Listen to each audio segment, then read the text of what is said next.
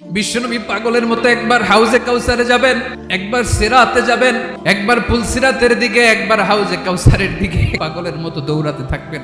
তার কোনো গুনাহগার উম্মত যাতে জাহান্নামে ঢুকে না যায়। কিয়ামতের ময়দানে মানুষগুলো পাগল পাড়া হয়ে আল্লাহর নবী সাইয়েদনা আদম আলাইহিস সালামের কাছে যেয়ে বলবে, ও আদম নবী, আপনি দুনিয়ার বুকে প্রথম নবী, আপনি আল্লাহরে যে সুপারিশ করেন যেন আল্লাহ বিচার শুরু করে। আদম আলাইহিস সালাম বলবেন, আমি পারবো না, তোমরা সবাই মিলে বনি ইসরাইলের নবী মুসা আলাইহিস সালামের কাছে যাও। মানুষগুলো বলবে, বাঁচার কোনো উপায় নাই, 50,000 বছর মানুষ এরকম দৌড়াবে, আল্লাহ যদি বিচারটা শুরু করতো, যা হবার হবে, আগে বিচার শুরু করুন। বিচারই শুরু হয় না।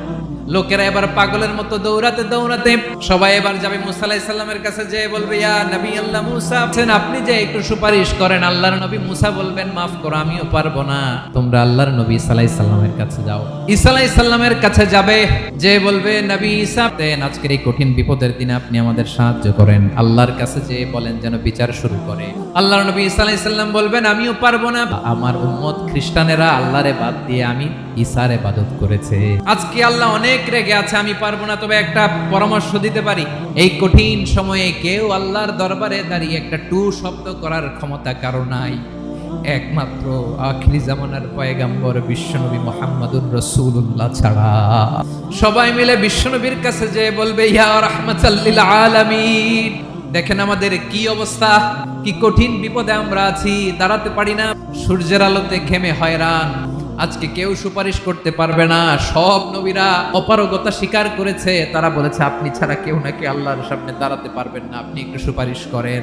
বিশ্বনবী বলবেন, আসো আসো, আজকের দিনে আমি ছাড়া আল্লাহর সামনে কেউ দাঁড়াতে পারবে না।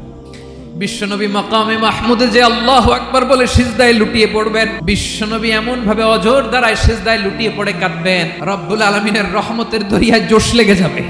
রব্বুল আলামিন এই দৃশ্য থেকে সহ্য করতে পারবেন না। রব্বুল আলামিন বলবেন, ইয়া মুহাম্মদ ইরফা রাসাক, ও নবী আপনি মাথা তোলেন, আজকে আপনি যা চাবেন তাই দেব, যার জন্য সুপারিশ করবেন তার সুপারিশ কবুল করে নেব।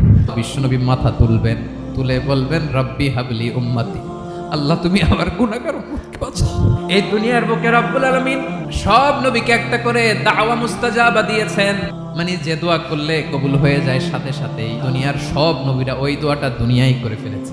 বিশ্বনবী বলেন, আমি করি নাই, আমি আমার স্পেশাল দোয়াটা কিয়ামতের দিন আমার গুনাহগার উম্মতকে সুপারিশের জন্য রেখে দিয়েছি। আজকে আমি তোমার দরবারে দাঁড়িয়ে কিয়ামতের দিন ওই দোয়াটা করছি, আল্লাহ আমার যে উম্মতের হৃদয়ে যাররা পরিমাণ ঈমান আছে, আমার একটা উম্মতকেও তুমি জাহান্নামে ঢুকাতে পারবা না।